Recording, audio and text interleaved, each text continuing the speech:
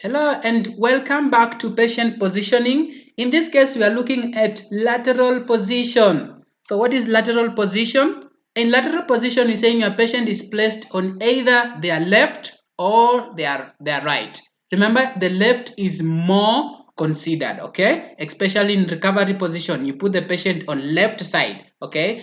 Because the right bronchus is more vertical, and if you place them on that right side, secretions can easily get into the lower lung bed, okay? So often a pillow will be placed under the head to promote proper spinal alignment and greater comfort. A safety restraint may be needed across your patient's hips depending on the reason for the position. So when is this position used? Nurses use this position in different surgeries, particularly those involving the back and the hips. Patient will also often need arm boards to keep them positioned carefully for different procedures. What do you need to watch for when the patient is in this position? You keep an eye on the pressure building along the half of the body lying against the surface.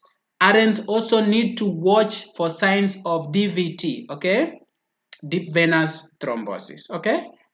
Thank you so much. And that is lateral position, okay? You can see how important it is. Thank you so much. Good day.